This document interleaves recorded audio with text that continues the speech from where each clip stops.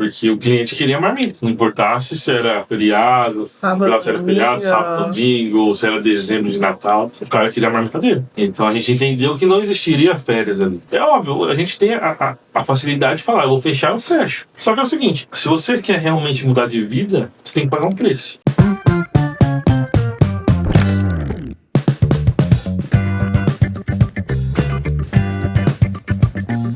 Olá, seja muito bem-vindo a mais um Empreende Podcast, um projeto do Grupo ISO da Academy Empreende Academy. E hoje, mentores, empresários estão aqui comigo, sócios no Clex Club, junto com o Flávio Augusto, Joel J, Caio Carneiro, engenheiro, nutricionista, uma história incrível.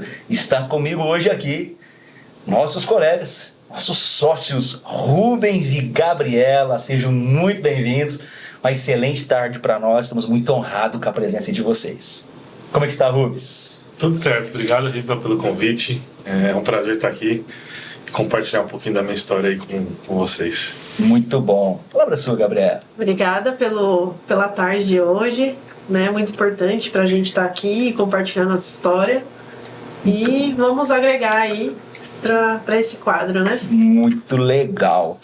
Bora começar então? Bora? E aí, onde é que começa? Vamos passar primeiro as damas, né? Com certeza. Gabi, posso te chamar assim, né? Pode. Da onde a Gabi nasceu? Como foi essa infância? Como é que é essa trajetória até chegar à decisão aí, né? Nutrição, empreender. Conta um pouquinho pra gente essa história. Minha infância começou ali em Santo André. Paulista. Na ABC Paulista. Legal. Né? Fui criada pelos meus avós, minha mãe, e meus avós, eles sempre tiveram uma visão empreendedora, apesar, né, de não condizerem com o ciclo que eles conviviam, né, até porque minha avó era CLT, né, mas eles sempre incentivavam. Não, a gente tem que empreender. Eles mesmos já tentaram abrir algumas coisinhas, né? Mas eles sempre passaram essa visão pra gente, né, do empreendedorismo. E até eu lembro, eu tenho uma memória minha, que a minha mãe começou a vender bijuteria. Olha só. E ela falou, não, você tem que vender na escola também. Só que nessa... Eu fui pega pela diretora. E que idade tinha, Gabi? Eu tinha uns 7 anos. Olha que legal. E aí eu lembro dessa parte, né? De eu estar lá na secretaria com a Moamba, né? Muito bom. Enfim. E aí, depois disso, a minha mãe, né, entrou num novo relacionamento, casou. E durante o meu período da faculdade, né, eu lembro que a gente estava passando por uma situação meio difícil e a gente começou a empreender novamente, mas aí nesse caso na parte de alimentação. Então a gente vendia bolo no pote, fazia festas, enfim, né, tudo voltado para festas em geral. E até nessa época o Rubens, ele já me ajudava um pouco, pelo menos quando a gente se encontrava, né? E Santo André também? Não. Eu sou do interior de São Paulo, Interior de São Paulo. Araçatuba. Olha aí, daqui a pouco a gente vai chegar onde vocês se encontraram nessa jornada aí, né? Mas lá então, da menina da bijuteria, né? Dos 7 anos, lá da escola, você já foi lá pra frente da faculdade, né? Nutrição. E conta um pouquinho dessa decisão, dessa escolha de fato da área técnica. Como falávamos aqui antes, né, Rubens? Todo empreendedor, grande maioria, não é uma regra absoluta, mas a grande maioria começa com a cara e com a coragem. Sim. Tem uma competência técnica, conhece uma atividade, conhece um produto, se especializa numa área. Fala pra gente, como é que foi essa sua decisão da escolha realmente aí da nutrição? A nutrição, ela veio... assim, no momento que eu tava um pouco perdida, né? Porque terminou o ensino médio ali, eu falei, putz, o que eu vou fazer? Aonde que eu vou?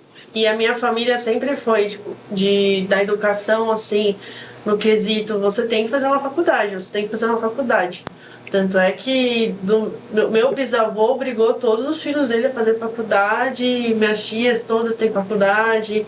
Então, assim, foi uma coisa implementada ali. Bora estudar, escolhe, menino. Todo mundo tem que fazer faculdade. Aí, eu gostava muito de cozinhar.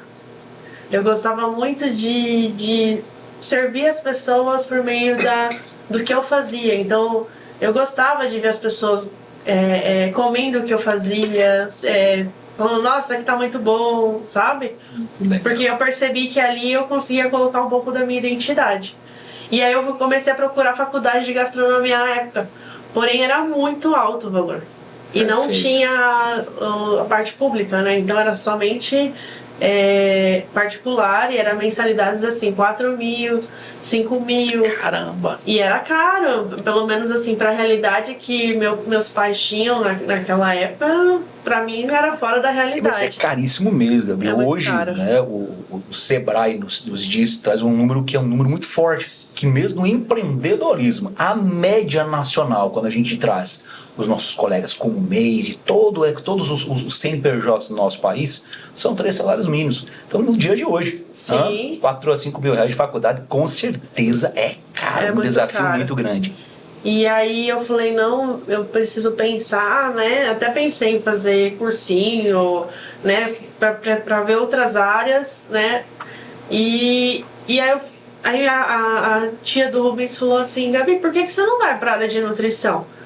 Né? Não envolve 100% a gastronomia, aquela questão do glamour, tudo, mas é uma área que tem muitos leques. Você pode ir para inúmeras áreas dentro, são muitos nichos, né, dentro da nutrição. E eu falei, tá, vou estudar. E aí, nessa época, eu estava morando com o meu avô e o meu avô ele tinha muitos problemas de saúde. E a minha avó, ela sempre foi aquela pessoa que cuidava dele, assim, ele tá com esse probleminha, vou mudar isso aqui na comida, vai comer chuchu pra melhorar isso, sabe? Ou, o chá, esse chá aqui é bom. Então, eu cresci vendo isso, né? E até por ele ser diabético, por ele ser colostomizado, por ele ter vários problemas de saúde, eu sempre tive esse cuidado. E quando a minha avó faleceu, eu acabei cuidando do meu avô. Né? Eu fiquei com ele, porque ele não sabia nem pegar numa panela. Olha só. Né? E aí foi nessa época que eu comecei a cozinhar bastante. Então ele chegou a pegar a parte das gororobas até quando eu realmente, de fato, estava cozinhando um pouquinho melhor. Que legal. Mas é avô, né? É o avô. É pra isso, a família, né? E aí foi nessa época que eu comecei a assistir vários vídeos sobre a nutrição. E eu falei, cara, legal esse negócio. E aí até eu vi um vídeo na época de uma nutricionista esportiva que ela trabalhava pro time do São Paulo. E meu avô era São Paulino. Olha aí. Eu falei, caramba, legal isso aqui também. Ela ia lá, montava o prato dos atletas e eles comiam tudo que ela mandava. Eu falei, nossa, legal isso aqui também. Então foi aí que eu olhei pra parte da nutrição. Muito legal. E aí, nutricionista, e um cara lá do interior de Araçatuba, né? E aí, como foi lá? Conta pra nós, Rubens. Rubens menino. Rio, olha, eu sou filho de mãe viúva, né? Meu pai faleceu quando eu estava para completar meus 3 anos. Então, assim, nunca tive uma condição muito boa, né, financeiramente, mas sempre fui mimado pelo possível que minha mãe podia dar ali. Então, assim, ela se esforçava ao máximo para que eu e minha irmã, né, nós somos em 2, pudéssemos ter o mínimo possível para que a gente não ficasse descolado na nossa realidade ali. Porque a gente, mesmo sem dinheiro, ela dava um jeito de colocar a gente na escola particular, pelo meio da escola pública. E aí dentro da escola particular existia um padrão um pouquinho melhor, então ela dava um jeito de que a gente pudesse ter aquele padrão ali. Então, assim, eu sou um menino que nasceu vendo a luta de uma mulher, o esforço de uma mulher de forma absurda, né? E tive uma família muito unida, onde meus avós, né, de fato, ajudaram ela a cuidar da gente. Meus avós ficavam em casa, né, eles já eram aposentados. Então, minha mãe trabalhava, praticamente sustentava a casa inteira. E meus avós faziam o papel de pai e mãe ali. E teve meus tios também, que deram suportes. Então, assim, eu vivi muito numa família que não era só pai, mãe e irmão. Era uma família que considerava ali pai, mãe, irmão, avô, avó. Tava todo mundo junto. Tio, sempre. era tudo junto, era uma casa compartilhada. Olha só. Então, assim, eu fui um menino que viveu muito com gente. Então, eu até hoje gosto, né, dessa essência, que é conviver com pessoas. Eu acho que é o que realmente eu gosto e me motiva, e eu acho que tem a ver com essa fase que eu cresci com isso, né? E desde muito novo, né, como eu disse, minha mãe sempre fez de tudo para dar as coisas pra gente, mas é óbvio que a gente sabia que não tinha. Na época eu lembro que ela ia no posto de gasolina e colocava R$5, R$2, R$3, era mais barato, mas assim, era uma quantidade absurda que ela rodava, tipo, metade do dia já não tinha mais combustível. Mas ela nunca deixou faltar, nunca deixou a gente ir andando, sempre deu um jeito de colocar combustível pra gente ir de carro, sempre dando o conforto que ela podia dar ali. E a gente tinha por ser japonês, né, a gente tem algumas tradições, depois que falece e tudo mais. E todo final de semana a gente ia no cemitério visitar o túmulo ali do meu pai. Olha só. E do outro lado da rua existia uma quitanda. Hoje não se fala mais esse nome, né, tanto assim, mas existia uma quitanda. Cara, e lá vendia balas. E minha mãe, como eu disse, por mais que não tinha dinheiro, ela dava um jeito de comprar ali pra gente ter, ir pra escola, estar ali com os amigos, né. E em certo momento eu percebi que meus amigos tinham uma condição melhor, mas a mãe não permitia comprar doce, essas coisas. E eu comecei a negociar com eles essas balas. Então eu comprava na quitanda no final de semana. Olha isso aí. E vendia na escola. E que idade, Rubens, que eu nasci o vendedor? Cara, isso foi numa terceira e quarta série. Terceira e quarta série a gente tá com quantos anos? 7, 8 anos?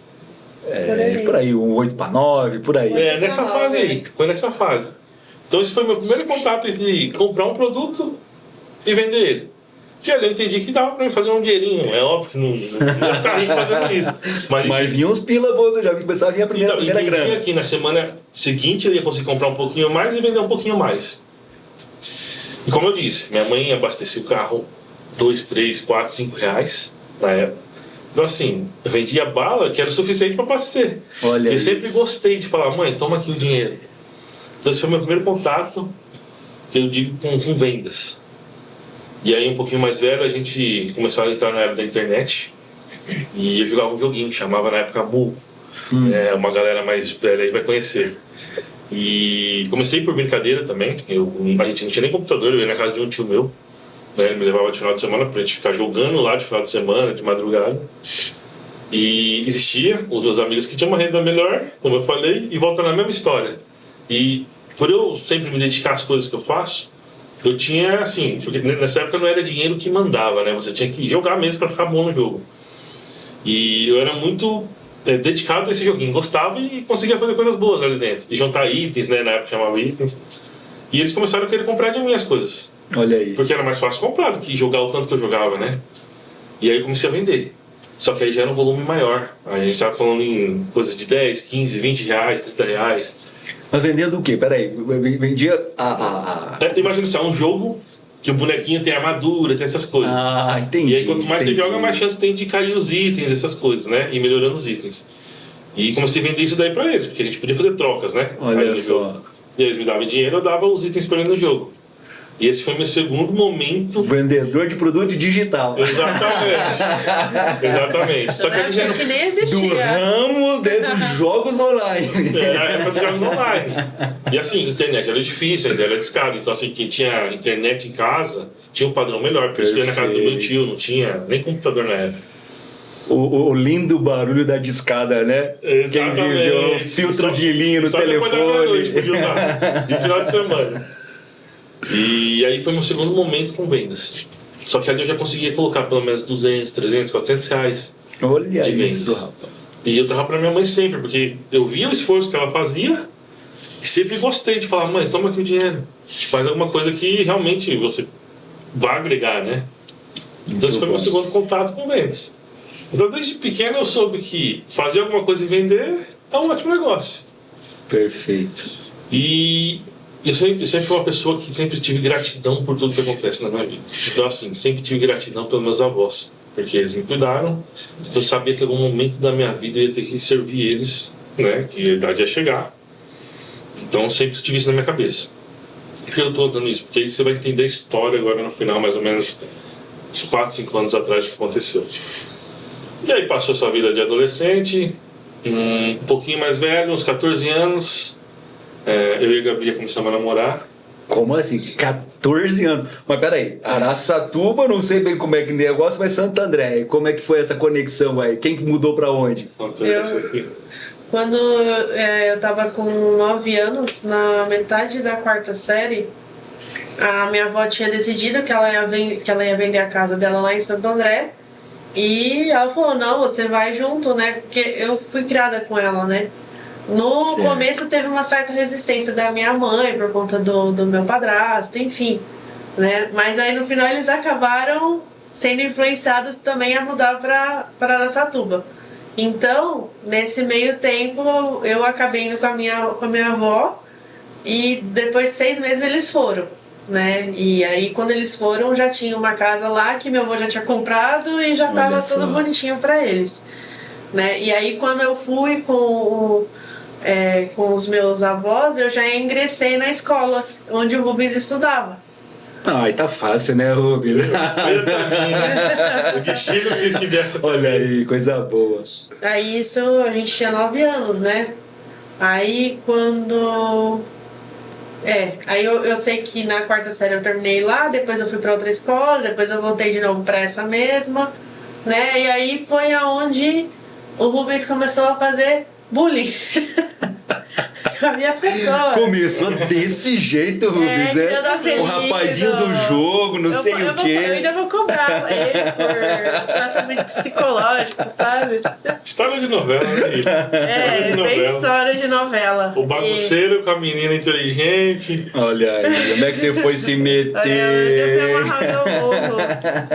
E aí depois disso, no primeiro colegial a gente começou a namorar. Mas vale lembrar que ela já era apaixonada desde a 6ª série.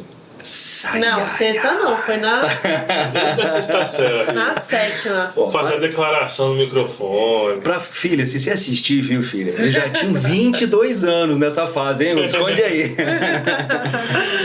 E assim, eu sempre fui um cara muito econômico, viu, Riva? Eu não era o cara de que na adolescência queria dirigir sem carta, não era o cara que queria sair pra beber, não era o cara que pensava em balada. Então eu sempre fui muito tranquilo, né? É uma personalidade Certo. minha mesmo. Então assim, tudo que eu ganhava eu não gastava, eu realmente dava pra minha mãe ali. Eu entendia que aquele era um processo. E aí, que nem eu falei, a gente conheceu ali com um pouco antes de 14 anos, mas 14 anos a gente começou a namorar.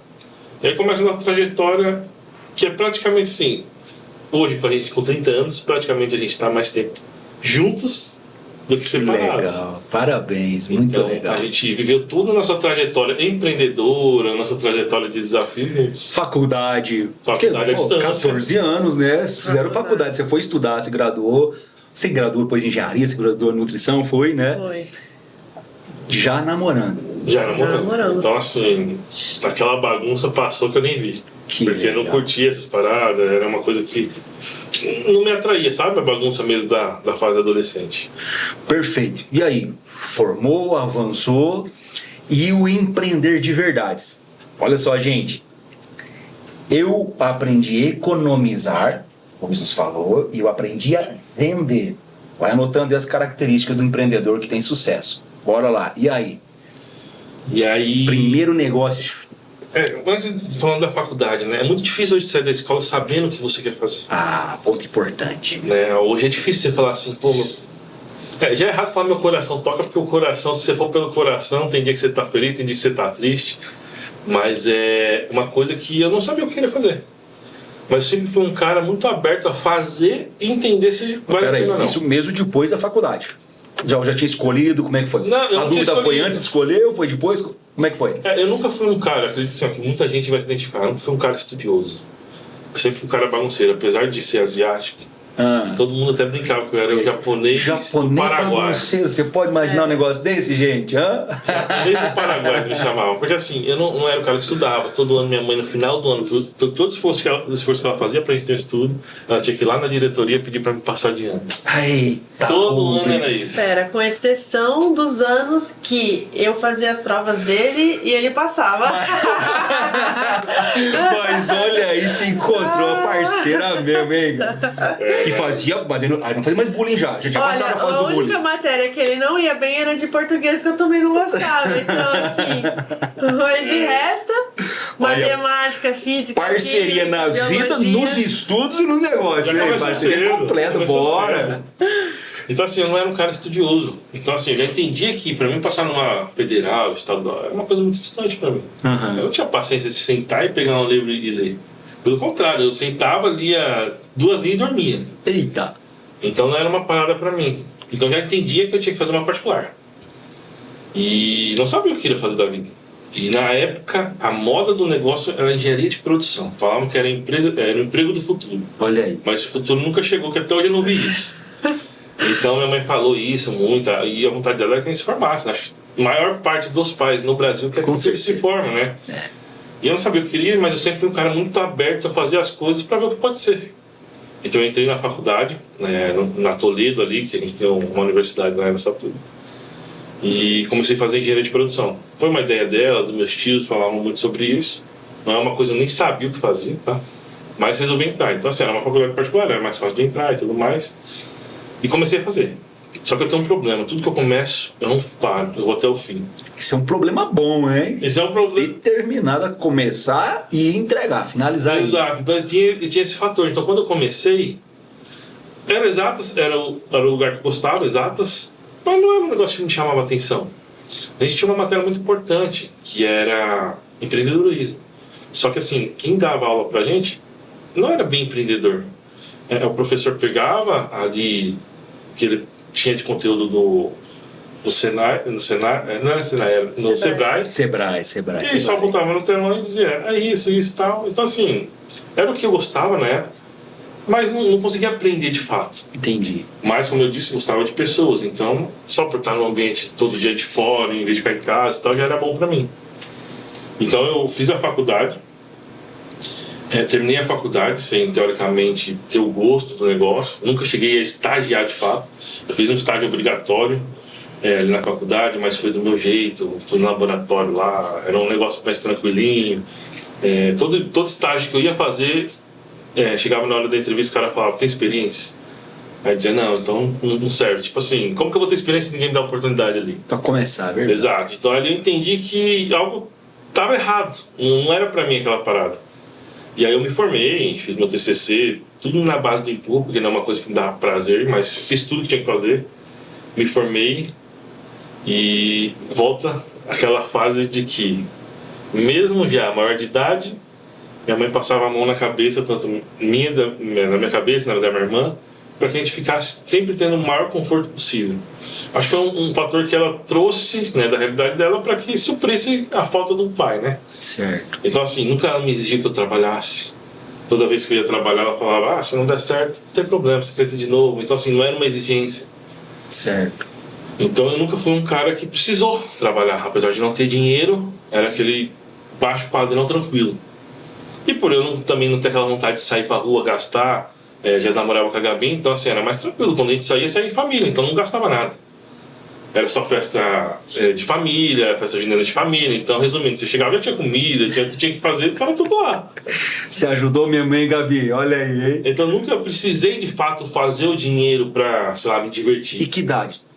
Isso daí nós estamos falando em 18, eu entrei na faculdade com 17 até meus 22 anos, 23 anos. Então a gente se formou, eu me formei pelo menos e não precisei trabalhar. Pra mim visitar a Gabi, minha mãe dava o dinheiro. Então por muito tempo, mesmo já maior de idade, eu tive essa mordomia. E aí eu usava meus avós, que não eu falei, eu tinha sentimento de gratidão, mas eu acho que eu usava como uma desculpa. Certo. De cuidar deles. Então eu falava, não mãe, eu vou ficar aqui cuidando deles. Realmente eles já estavam precisando, já estavam de idade, né? Meu avô já tinha operado a cabeça, tinha uns coágulos, que ele bateu a cabeça. Certo. Então eu comecei a fazer esse papel de ficar cuidando. Mas eu acredito hoje, amadurecendo, que era mais uma desculpa para mim ficar em casa. Ter comodidade, jogando joguinho, ficar jogando joguinho o dia inteiro. Era a época do joguinho ainda. Mas seguia vendendo os negocinhos ou não vendia mais Não, essa vendia fase? bem, vendia. Todos os jogos que eu fiz, eu sempre fiz dinheiro mesmo. Era coisa assim, de fazer 2, 3 mil reais. Mas não era sempre, né? Mas fazia meu dinheirinho ali. Sempre ajudando minha mãe também. Então, era que sim. Não dá pra mudar de vida, mas era uma brincadeira que empurrando com a barriga. E a Gabi, né, ela veio pra Santo André, fez faculdade em Santo André. E eu fiz faculdade em Araçatuba. Então a gente fez... ficamos 4, 5 anos, né? Porque os primeiros 5 anos dela é 4. Ficamos 5 anos à distância, namorando à distância.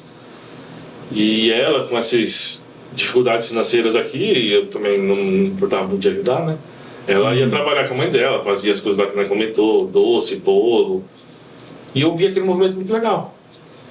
E quando ela se formou, ela tinha duas coisas. Né? O pai dela era muito conservador não queria deixar ela sair de casa, e ao mesmo tempo ela estava sufocada querendo sair.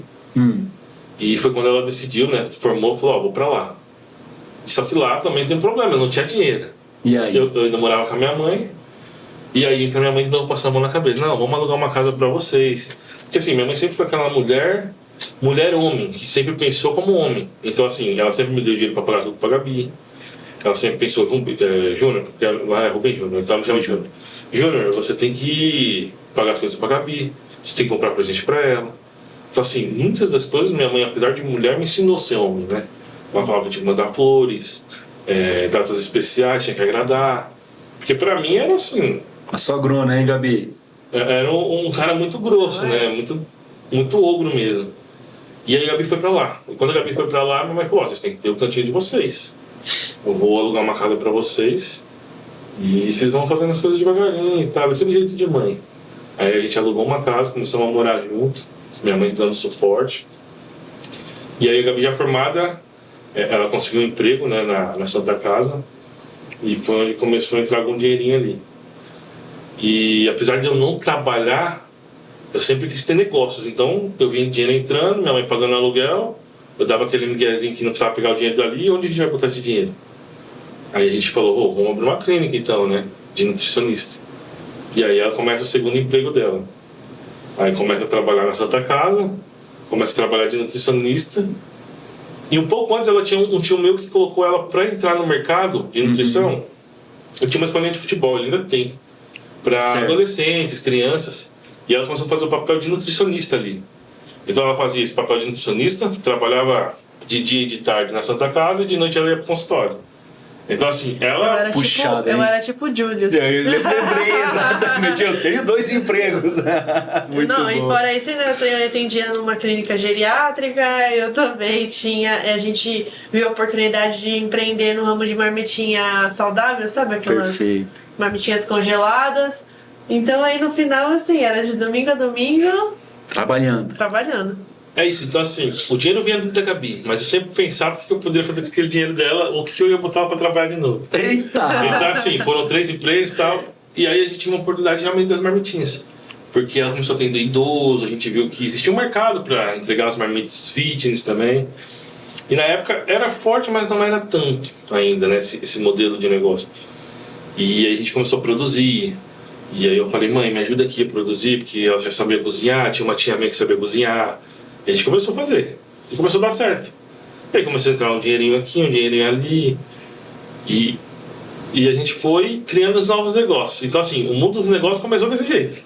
Botar as marmitas aí foi o quê? Foi botar uma na massa pra vender? Como foi? Então, eu sempre fui o cara que gosta de fazer o atendimento. Então eu pegava o celular, mandava uma mensagem. Algumas das vezes passava com uma Gabi, porque tinha que ter a conexão. Perfeito. Cara, e vendia. Era eu que vendia. Eu fazia venda e as entregas. Pegava o carro e ia entregar. E só que assim, a mão na massa sempre foi ela. Eu ajudava a fazer a montagem dos pratos, mas cozinhar sempre foi ela. Normalmente era... No começo eu comecei com a mão na massa, né?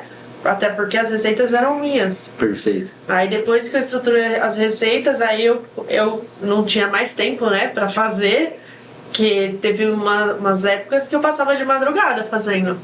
Olha só. Eu chegava do trabalho e aí depois eu já ia pra cozinha e tipo, eu ia dormir 3 horas da manhã e acordava às 7 e, né, fiquei um tempo, né? Ciclo pesado, hein, nesse Gabi? ciclo meio pesado, né? Então, aí eu passava a parte da receita pra elas faziam e o Rubens vendia. Bacana.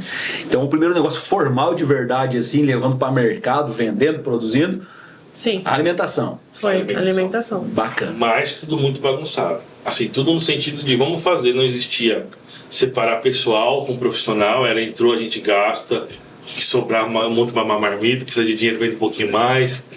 Então não existia esse gerenciamento, né? Mas funcionou. Então, bora lá. Chegamos no primeiro negócio, então. Exato. Desenhado, planilha de Excel, todos os custos, dinheiro na conta para fazer, funcionário contratado, modelo de negócio prontinho. Foi assim mesmo? Com certeza não. Mas como assim? Não foi desse jeito? Cara, eu nunca fui um cara de planejamento. Meu negócio sempre foi executar. Beleza.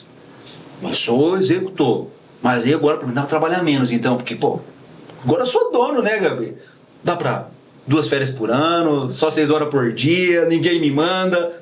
E aí, como é que foi esse começo desse negócio aí, de A verdade? gente viu a realidade do empreendedor, né? Porque o cliente queria marmita. Não importasse se era feriado, Sábado, se era feriado, domingo. sábado, domingo, se era dezembro de Natal. O cara queria a marmita dele. Então a gente entendeu que não existiria férias ali. É óbvio, a gente tem a facilidade de falar, eu vou fechar, eu fecho. Só que é o seguinte, se você quer realmente mudar de vida, você tem que pagar um preço. Só que naquele momento, como a gente tinha muita comodidade, eu falo, né, o excesso da proteção da minha mãe fez com que eu ficasse muito preguiçoso. Então, eu sei que se tudo desse errado, não tinha problema. Eu tinha um ponto seguro ali no Porto Seguro. Tinha onde recorrer. Exato. Só que ao mesmo tempo eu comecei a me sentir um pouco inútil. E eu falava, cara, na frente tinha quantos anos? Uns 20... 23, 24? 21, 22. Cara, já tinha uma certa idade que eu falei, cara, por mais que eu ganhasse até mais que alguns amigos que eram CLT, não estava satisfeito, já estava me incomodando aquela situação, né? E eu falava, o que eu vou fazer da vida? Porque assim, ó, quando eu saí da faculdade, todo mundo me falava assim, ó, se você quer um emprego, você precisa ter experiência. Mas como que eu vou ter experiência se ninguém me dava? E aí sempre aquilo ficou na minha cabeça, como que eu vou arrumar um emprego na minha área? Falavam que era o emprego do futuro. O futuro não chegava. Certo. Aí vou arrumar um emprego, ninguém me dá oportunidade, porque existem os currículos lá e tal, meu currículo não tinha nada. Então eu falei, cara, agora eu vou ter que achar alguma coisa pra minha vida, senão eu tô perdido. E aí? E aí foi quando veio um problema que meus avós começaram a ficar com mais idade, meu avô teve que operar de novo a cabeça, que ele tinha batido de novo, houve alguns coágulos. E aí veio esse fator que aprofundou, vamos dizer assim, eu acabei realmente deixando o mercado de trabalho de lado para cuidar deles. Então assim, minha avó tinha caído, quebrado o braço na época, então... E foi bem na época da pandemia, né? Foi um pouquinho antes, né, da pandemia. Então assim, minha avó era super bem, mas caiu, quebrou o braço, mas sabe, idoso, cara, só vai debilitando, né? Porque não pode operar em alguns casos, então fica travado. Meu avô operando a cabeça, e aí começou a intensificar um problema de saúde familiar.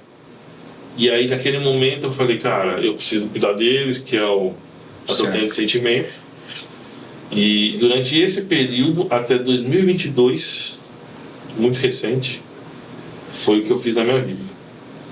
Sempre cuidando deles. Mas assim, cuidando não é olhando um pouquinho, cara. Eu lembro que era como se fosse um enfermeiro mesmo. A gente teve que morar com a minha mãe um período por conta disso. Minha mãe tinha que trabalhar, a Gabi tinha que trabalhar. E não tinha quem olhasse eles. Assim, ó, eu dormia no quarto do lado deles. Qualquer movimento do meu avô tinha que levantar correndo porque não sabia se ele ia cair. Olha só. Então assim, cara, era coisa de não dormia. Realmente cuidava muito mesmo. Então cuidar não era só uma história, era realmente fazer o negócio mesmo. Então por muito tempo, né, até 2022 eu cuidei muito deles desse jeito mesmo. Levava para ir no banheiro, limpava a bunda, trocava a fralda. Cara, loucura. Dava banho. Dava banho, aprendi a colocar hérnia no lugar, que ele tinha uma hérnia. Olha isso, Rubens. Então foi uma história que realmente... Serviu mesmo a família. Serviu mesmo a família. Só que aquilo não era suficiente para mim, né? Mas eu entendia que eu estava cumprindo uma missão que eu tinha colocado na minha cabeça, que era retribuir o que eles fizeram por mim. Certo. E a Gabi começou a sofrer muito com isso, porque eu dava muita pressão nela, que era um lugar que vinha dinheiro, e ela já estava cansada. Porque imagine, ela dorme comigo no quarto do lado. Meu avô acordava 3, 4, 5 vezes, tomava diurético. Tinha que sair correndo, então ela acordava, não conseguia dormir também. Aí ia de manhãzinha para Santa Casa, voltava de tarde, ia pros alunos lá fazer as coisas nutricionais, depois ia pra clínica. E começou a afetar o nosso relacionamento, né? E aí a gente começou a entender que tinha coisa errada. Mas aquele negócio, como que eu ia abandonar o barco numa altura desse campeonato? E aí foi quando veio a pandemia. Meus avós em casa, tranquilo. Mas 2022, quando estava terminando já a pandemia, meu avô teve uma infecção de urina e tem que ir para o hospital. E não tinha muito para onde correr. Ou você ia para o hospital, morria em casa, ou você ia para o hospital e corria o risco de pegar Covid. E ele pegou Covid e trouxe para dentro de casa. Minha família toda é da área da saúde, né? Meu tio é médico, minha tia é enfermeira. Chegamos à conclusão de que se deixasse no hospital a gente não teria controle. Né, assim, ia ficar sabendo de notícias, mas você não podia ficar acompanhado na época, lembrei da idade. Foi. Então a gente falou, vamos montar um mini hospitalzinho, vamos contratar oxigênio, vamos deixar em casa vai cuidando, porque a medicação a gente sabe que vai ser feito, o soro sabe como vai ser feito. A gente fez todo esse processo. Você lembra quanto tempo durou? Se foi 2, 3 meses? Não, foi muito rápido. Assim, foi questão de 15 dias. A gente trouxe meu avô, ele contaminou minha avó com Covid e os dois adoeceram rapidinho. Ficaram de cama, alugamos 2 oxigênios, cada um com seu oxigênio, e foi só debilitando. E na época era muito difícil achar remédio, estava em falta tudo. Verdade. Cara, a gente tinha que precisar de vizinha, meu tio por ser médico tentava fazer a correria dele ali, mas não conseguia. E aí numa quarta-feira, meu avô falece, e na mesma semana, acho que no sábado, né? Foi. Minha avó falece. E aí nesse momento, eu tenho uma transição que é assim, ó, é óbvio, a gente fica triste. Mas naquele momento, sabe quando você, em vez de falar assim, podia ter feito mais? Eu tenho a sensação de que eu estava com o dever cumprido e agora eu tinha que seguir minha vida. E aí naquele momento eu falo, cara, eu preciso deixar qualquer coisa da minha vida, mas eu tenho que sair daqui e fazer alguma coisa que faça sentido pra mim. Como eu te falei, eu nunca fui um cara que, meu coração manda eu fazer isso. Eu sempre fiz pra entender se meu coração gostava daqui. E eu tinha um primo que morava aqui na Baixada Santista, em Praia Grande, ainda mora, né? Ele sempre teve uma construtora. Ele sempre falava pra mim, vem trabalhar comigo. Por quê? Porque eu era de confiança, sabia? É um setor muito, você sabe, é um setor que tem muita falcatrua, desafiador. Um setor desafiador. Então ele falava, cara, vem trabalhar comigo. Apesar de não ser o meu ramo, eu resolvi realmente ir lá com ele. Acho que foi 1 semana, 2 semanas depois. 15 dias, ele já... 2 semanas depois, sem conversar muito com a Gabi, eu falei, cara, eu preciso sair daqui, eu preciso fazer alguma coisa na minha vida. Eu falei, Gabi, tô indo. A gente ainda tinha casa alugada lá. Eu falei, Gabi, desmonta as coisas aí devagarzinho, vai saindo dos serviços, devolve a clínica. Eu vou indo pra lá, sentindo como que é e ganhando dinheiro pra gente poder alugar uma casa lá. E aí eu vou pra Praia Grande. Não sei quanto eu vou ganhar, não sei onde eu vou ficar, mas assim, meus tios me acolheram. Eu resolvo trabalhar com meu primo, não sei quanto que eu vou ganhar lá, mas ele fala, vai tocando a construtora aqui comigo. Eu tenho um novo empreendimento que era uma madeireira que eu estava vendo na época, e ele falou, vai me dando uma ajuda aqui, se precisar você vai me perguntando e tal, e assim eu entro no ramo da construção. E como eu disse, como eu gosto de pessoas, eu tenho muita facilidade de lidar tanto com o empresário quanto com o ajudante de pedreiro. Excelente. Então isso fez com que eu crescesse muito rápido dentro de uma obra, porque eu tinha bom relacionamento com o Alto, que era o meu primo e o sócio dele. Eu tinha um bom relacionamento com quem fazia acontecer. Então assim, eles tinham prazos que eu conseguia executar, porque eu falava, galera, vamos ficar um pouco mais tarde. Conseguia ter aquele jogo de conversa, aquele jogo de cintura, que é um diferencial que fez eu crescer hoje. Ok. Então esse foi o meu início na construção. E ao mesmo tempo, sempre saindo assim, sempre querendo achar uma solução para algo melhor. Então eu via que ali existia uma mão de obra que dava para ser aproveitada de uma melhor forma, mas como era empreiteiro, eu sentia algumas falhas. Eu falava, cara, ganha bem, mas tem algumas falhas, podia ser um pouco mais organizado isso. Então eu vejo uma brecha aqui, a gente trabalhar com qualidade, ter prazo, limpeza, que é o básico, mas é um diferencial. E aí eu fiquei 1 ano e meio, fiquei em 2022, 2023, no meio de 2023. Eu resolvo sair, converso com eles, falo, vou montar uma empreiteira. Se vocês quiserem me dar oportunidade, vocês já conhecem meu trabalho. E assim, eu já tinha criado um vínculo de uma pessoa que saía da obra 10, 11 horas da noite e 6 da manhã estava lá de novo. Tinha vez que saía 2, 3 da manhã, porque a gente estava em uma concretagem ou estava fazendo algum acabamento, precisava terminar, tinha uns prazos malucos lá, a gente tentava cumprir. Então eles já sabiam que eu era responsável, sabiam que eu era honesto, sabiam que eu tinha realmente essa responsabilidade de que começa a terminar. E aí eles falam, beleza, vamos te dar a oportunidade, apoiaram, né? Eu saí, montar minha empresa. E começam a me dar, como a gente diz, né? Biquinhos aí pra fazer. Então a gente começou a pegar reforma de parente, pegamos reforma de galpões que eles tinham, pós-obra eles começaram a passar pra mim.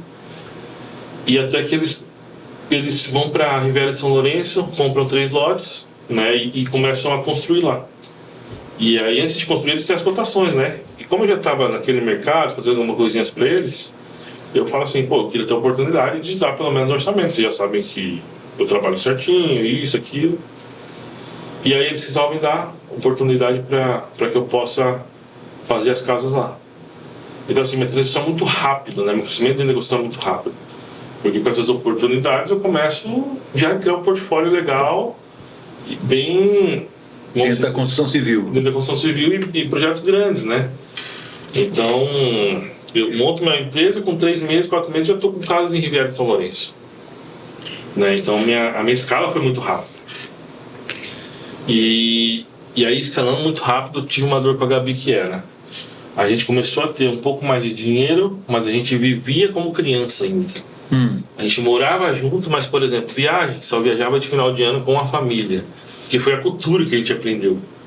Então, assim, a gente não viajava com um casal. Sair pra comer era uma raridade. E isso começou a sufocar a Gabi. A Gabi falou, pô, a gente tem que viver como um adulto, como um casal, né? A gente só trabalha e fica dentro de casa, a gente não faz nada. E o ciclo do trabalho, ele consome, é um novo trabalho, é um novo contrato, é o prazo de obra, Exato. é o compromisso a cumprir, é a construção para acabar, é a data de expectativa do cliente. É verdade. Exatamente. E aí até que a Gabi fala, não, chega, vamos dar um jeito de viajar, e ela compra uma viagem.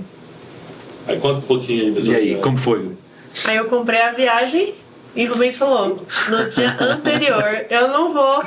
Eia! E aí? Eu não vou porque tem que ter essa obra para entregar aqui e eu não tinha terminado, né? Porque, na verdade, teoricamente tinha terminado, porém o cliente colocou mais coisas para fazer. Ampliou o trabalho. Ele ampliou o trabalho, né? E aí ele falou, não dá pra abandonar, e realmente não dava. E aí a gente acabou decidindo remarcar e remarcamos para um mês seguinte, pro mês seguinte. E aí nós fomos para Gramado. E nessa viagem de Gramado foi uma coisa totalmente diferente. Porém, quando a gente chegou lá, a gente não tinha reserva de hotel. Então a gente foi vivendo realmente um dia de cada vez. Olha só. Então chegamos em Porto Alegre, pegamos um carro. Aí quando chegou lá, eu reservei um hotel de Porto Alegre. Aí no dia seguinte, eu tinha reservado uma casa temática que eu gostava que eu gosto do Harry Potter, né? Eu reservei uma casa temática que tem lá em Porto Alegre. E aí depois a gente foi pra Gramado. E aí também foi tudo assim. No dia eu reservo o hotel, no dia eu reservo o hotel. Né? E nessa a gente descobriu que a gente não sabe falar não. Olha só. Porque a gente saiu de lá, por exemplo, a gente foi numa vinícola. E aí a gente saiu com 3 mil reais de vinhos comprados, sendo que a gente nem bebe. Inclusive Olha tá aí. até hoje lá as caixas. De caixa foi. Você para negociar, mas Foi vamos de negociar caixa. bem, hein? E foi de caixa. E detalhe, né? A gente não bebe e estão lá até hoje. Espero que estejam bem. 2024. Esse já foi, 2024. Foi 2024? Foi 2024. E aí a gente tem algumas coisas lá que a gente resolve fazer por não saber falar não. Que é... Primeiro dia a gente caiu no golpe... Não é golpe, mas caiu no negócio de foto. Vem tirar uma foto de graça aqui. A gente tirou, fez uma parte de foto, subiu lá, R$500 pra mandar pro e-mail. Beleza, toma, paga. Segundo dia, fomos realmente nesse negócio de vinho. Cara, lá Nova é sensacional, aquisição. atendimento, né? A gente não tá acostumado aqui. E aí, não, né, vai ser legal e tal. A gente manda por avião, vocês não precisam gastar com nada. Aí fomos gastando 3 mil reais de vinho lá. Tem até hoje em casa. E aí no terceiro dia é o que é o divisor de tudo. A gente vai naquele Snowland lá. Certo. Quando a gente pisa lá, uma mulher leva a gente pra uma salinha. E aí começa a apresentar um projeto. Aqui a gente tem um empreendimento. Você pode ser sócio desse empreendimento em cotas de quarto, não sei o que, e começa.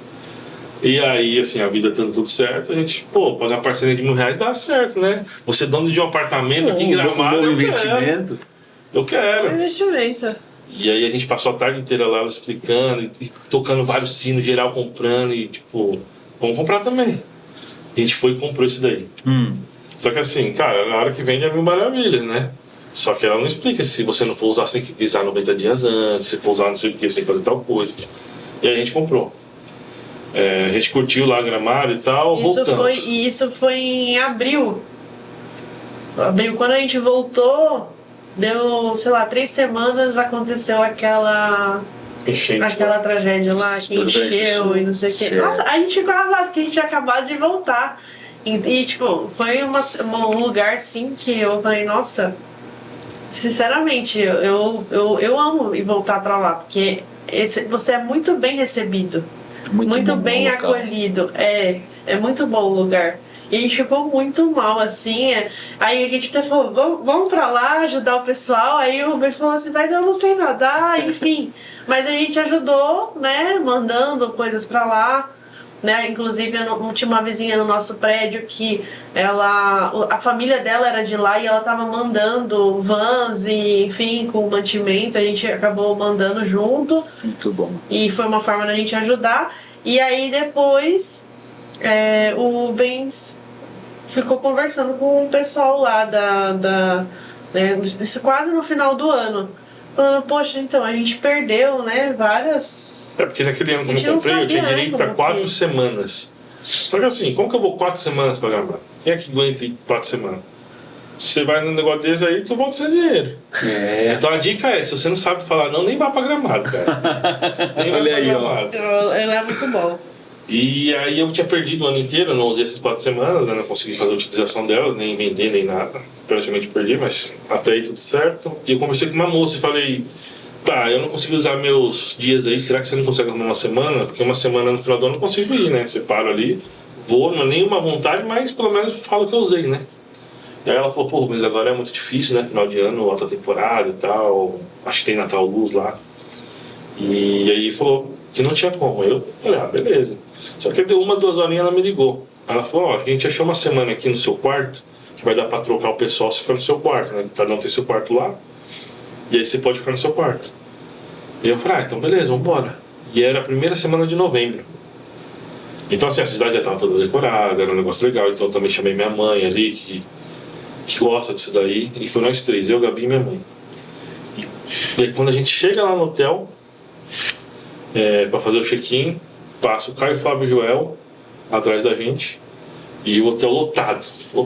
E aí a gente falou, estranho, né? Mas assim, a Gabi ficou super feliz, eu também, porque na nossa cabeça é o seguinte, Caio Flávio Joel era só da internet. Se eles estão ali, significa que eu fiz uma boa aquisição. Tô no lugar certo. Mas não sabia o que eles estavam fazendo ali. Certo. Mas na minha cabeça, esses caras estão se hospedando ali, comprei um negócio bom. Perfeito. E aí a Gabi toda empolgada, né? Mas assim, eu sempre muito reservado, a Gabi também, a gente não fica tentando, né? Ficar tirando fotos dessas coisas.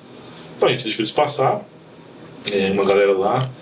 E aí a Gabi, na época, o Joel ainda fazia live de madrugada, então a Gabi acompanhava muito. E a Gabi falou, nossa, eu vou lá ver o que ele tá fazendo. Ele tá fazendo live, eu vou ficar acordado às 5 da manhã esperando a live. Quando acabar a live, eu sei que ele vai pra academia. Aí, tipo assim, na época eu gostava dele, mas não queria acordar de manhã. Tinha proximidade. Um frio danado lá em Gramado. Vou acordar cedo nada? E aí ela acordou sozinha lá, assistiu a live. Acho que, não sei, já chegou a falar que é pra academia? Não, ele não falou, mas eu sabia que era o próximo passo dele. Isso é da rotina. Era da rotina dele. E aí ela ficou na live, dormindo, e ela foi pra academia. Eu sei que quando ela voltou, ela disse que quase derrubou a porta porque eu não acordava. Que só tinha um cartãozinho. E a porta lá era muito grossa por causa do frio. Certo. E ia batendo em nada. Cadê o Rubens? E aí eu sei que assim, eu abri pra ela, e ela super feliz, cara. Contente que ela tinha tirado foto com o Joel. E ela tava contente que ela tinha marcado como se fosse uma reunião com o Joel, pro Joel explicar o que era o projeto ali do Clex. Eu nem imaginava o que era o Clex, nem sabia que existia o Clex ali. E também se soubesse nem dinheiro tinha, na verdade, porque o Clex já tava, um valor já elevado. Mas ela tava muito feliz. E ela falou, pô, era 9 horas, 11 horas que ele tinha marcado. 9. 9 horas vocês vão lá. E ela super feliz. Aí conta um pouquinho aí pra contextualizar isso. Como daí. foi? Então, ele falou assim, eu vou começar a aula do grupo às 9. E então... Não, ele falou assim, eu vou começar daqui 9h30, acho que é. Então, a gente se encontra às 9, que aí dá tempo da gente conversar. Eu falei, beleza. Aí a gente voltei, né, pro quarto, eu me arrumei, né, até acordar o Rubens também. E aí a gente acho que chegou até a tomar um cafezinho antes. Aí eu fui pra recepção do hotel. Cheguei lá, cadê? Falei, tá, moça, onde que tá tendo evento? Não tá tendo evento aqui não. Falei, como não, moça? Aí tá bom. Aí eu fui procurar a pessoa responsável por organização de tudo ali, né? Aí eu falei assim, moça, é o seguinte. Falei com o Joel na academia, ele falou pra eu encontrar ele às 9. né, no evento onde ele está fazendo, mas eu não sei onde ele está fazendo o evento, eu sei que eles estão hospedados aqui e provavelmente você deve ter o telefone da equipe dele. Aí ela entrou em contato com a equipe dele, passou a minha história, que eu encontrei o Joel na academia, não sei o quê. Perfeito. Aí depois a equipe dele foi lá, conversou com ele confirmou a história, aí voltou. Aí eles passaram o endereço pra nós, que era lá no Kempinski, que eles estavam fazendo um evento lá.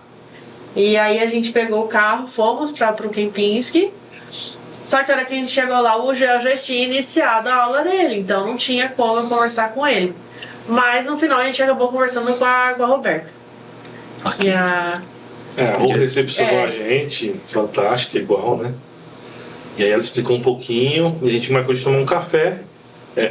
Sem ser no dia seguinte, porque ainda no dia seguinte teria um evento, no outro dia, quando eles fossem embora, de manhãzinha dava para tomar um café.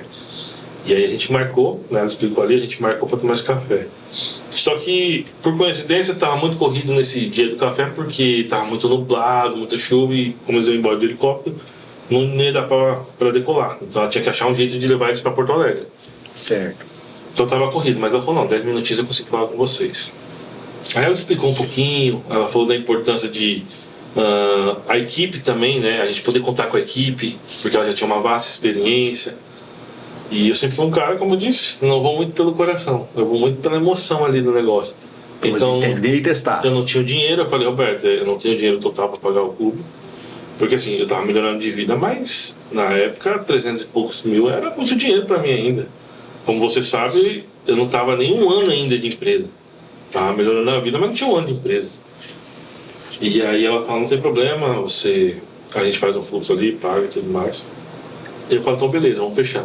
E ali mesmo eu fecho o Klex, sem saber o que é, assim, sabendo o que é de forma muito rápida, né, pelo que ele falar, mas sem saber profundamente o que era, sem ter o dinheiro, mas entendendo que ali podia ser uma oportunidade.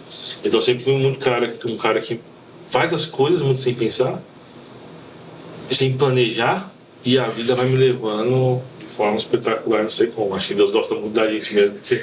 Mas a abertura, o do fazer, é o que você colocou, né? Tem a oportunidade, se identifica, vamos fazer. E a estrada, a jornada, o comprometimento em acabar aquilo que se começa, é a semeadura, né, aí desse plantio. E aí então, Klex Club, construção lá em Santos, construindo, era isso? Era Praia Grande. Praia Grande. Riviera de São Lourenço. E hoje, para onde vamos? Próximo passo? Nosso papo está muito gostoso, já são aí quase uma hora passou, para a gente caminhar aqui para o nosso encerramento.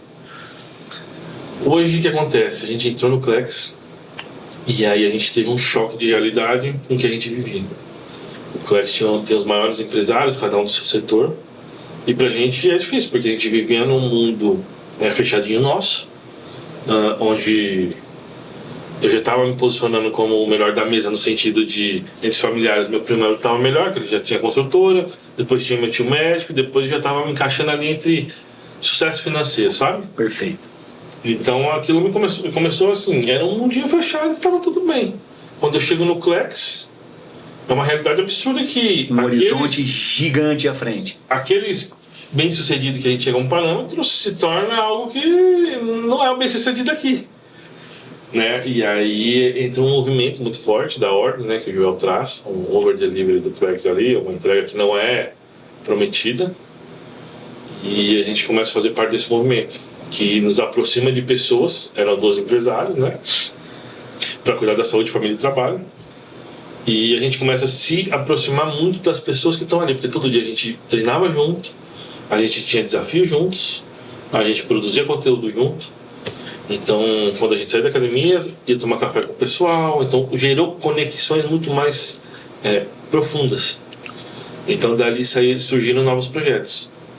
E aí surgiu a questão do Fran, né? Fala um pouco também sobre projetos. E aí foi onde o Fran ele mostrou, né, como que é essa questão do digital, onde eu poderia me encaixar, e eu também estava voltando, né, pro meu propósito de nutrição, até porque eu dei essa pausa, né, depois de 2022 eu me tirei do mercado, né, E aí eu falei assim, não, agora eu tenho que voltar, porque eu tenho que voltar a sentir propósito na vida, né? Perfeito. Como eu sempre gostei de ajudar pessoas, então eu tenho que voltar. E aí o Fran mostrou essa parte do mundo digital e a gente tá nesse projeto agora, né? Pra voltar a impactar as pessoas novamente e com o que eu aprendi, né, no decorrer desses anos aí, que eu acho que acredito que é muito diferente do que eu estava acostumada. Principalmente com a ordem, né? A ordem mostrou. A ordem realmente, essa visão do Joel voltada para a questão da saúde, como que você implementa isso na vida das pessoas, tipo, eu não aprendi na faculdade, o que eu aprendi na faculdade foi muito raso, né, pelo que eu aprendi muito técnico, né? Durante a parte da ordem, sabe? Então, assim, eu tive essa oportunidade de participar ali, né, não como participante, mas, né, como apoio. Vivendo a experiência. Viver essa experiência e, assim, outra visão. Muito bom. Rubens. E aí a gente se aproxima. Então a gente cria um braço com o Fran, setor de educação com saúde. É um novo negócio surgindo.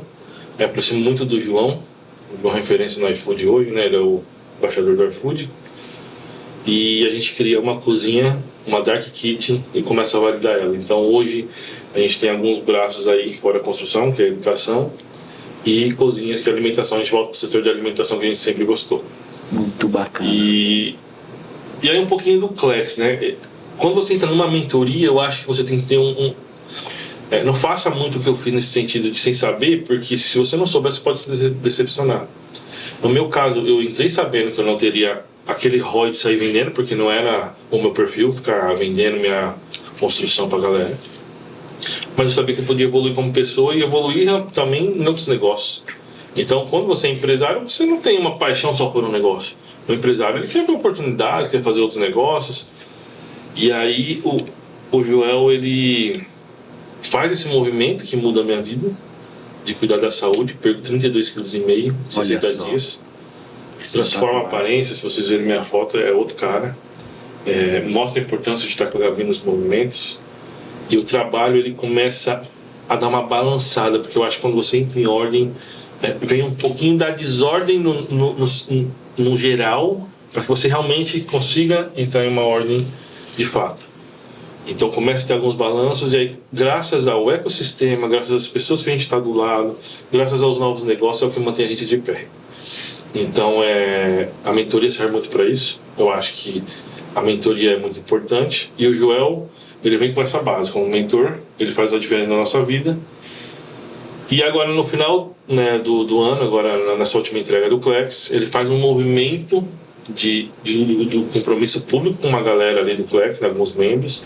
Nesse movimento ele me coloca para um novo braço, que é uma mentoria, né, um clube, que eu já tinha passado por ele mais ou menos a ideia, né, um clube onde eu quero trazer investimentos, trazer algumas dores que eu senti durante o período que eu estava dentro do clube, né, algumas faltas que eu senti que queria jogar para dentro desse clube. Então assim, ele faz um novo movimento que vai transformar nossas vidas novamente. Muito bom. Que é um novo produto, né, um novo braço que só tem a crescer aí. Gente, bom demais. Lá de Araçatuba, de Santo André, da vendedora de bijuteria na escola, o vendedor de bala, o vendedor de produto digital em jogo, empreendendo em São Paulo, braço de educação, braço de nutrição e muito para realizar. É isso, Rubens? Exatamente. Mensagem final de vocês para o nosso público que nos acompanha, respondendo essa pergunta. Vale a pena? Qual o caminho? Desafio? Tá lá no CLT, no trabalho, sonhando em empreender, sonhando em fazer diferente. Sua mensagem, Gabi, por favor. Vale a pena, porque onde tem dor, você sabe que ali tem uma oportunidade. E apesar de todos os desafios, né, as loucuras, as noites sem dormir, né, você sabe que você está indo em busca de um sonho, você está indo em busca de uma liberdade em uma outra área. Então, isso vale muito a pena. Muito bem. Decidido começar, andando, o que realmente é para este empreendedor que está passando por todos os desafios depois da decisão estar tomada? Qual que é a sua mensagem para esse cara? Pode falar para essa câmera. Cara, a minha mensagem é que se você tem vontade, comece. E é o que eu falei, não siga o seu coração. Faça o que Deus está te dando de oportunidade naquele momento. E aquele negócio, faça sempre pensando em começar e terminar. Não começar e desistir se você não gostar. Porque quando você desiste, a única certeza é que não vai dar certo. Agora, às vezes você força um pouquinho a barra, vai um pouquinho mais longe, e pode ser que isso vire uma paixão. Assim como a construção entrou na minha vida. Hoje é uma coisa que eu faço com muita paixão, né? Então, assim, uma mensagem para vocês é: se permitam viver experiências que Deus coloca na vida de vocês. Mas não vá muito por esse negócio de meu coração não toca, meu coração não sente isso. Porque senão você vai ficar muito perdido, né? E assim, eu fui CLT, é muito bom ser CLT, você tem todo mês ali o dinheiro na sua conta. Só que se não fosse eu ter essa visão de empreender, essa oportunidade, eu jamais poderia ter tido, vamos se dizer, a oportunidade de ter cometido vários erros que me levaram aonde eu estou hoje. Porque se você parar para analisar, foram vários errozinhos, mas que Deus foi me dando a oportunidade e eu fui aceitando. Foi crescendo. E hoje eu estou entre os maiores empresários do Brasil, podendo ver isso aqui, inclusive com você, Riva, graças a eu ter abraçado as oportunidades. Então, assim, se você quer empreender, cara, abraça as oportunidades que Deus dá na vida de vocês. Aceite os desafios. Exatamente, aceite os desafios. E quando, como diz o Joel, né, quando alguém te chamar para ir para a lua, você não escolhe o assento. Bora, bom demais. Rubens, Gabriela, muito obrigado. E você que nos acompanhou, esse foi mais um Empreende Podcast. Essa mensagem te ajudou? Impactou a sua vida? Clica no gostei, compartilhe esse link com mais alguém que a história desses dois empresários pode colaborar de forma positiva. Tamo junto e até o nosso próximo episódio.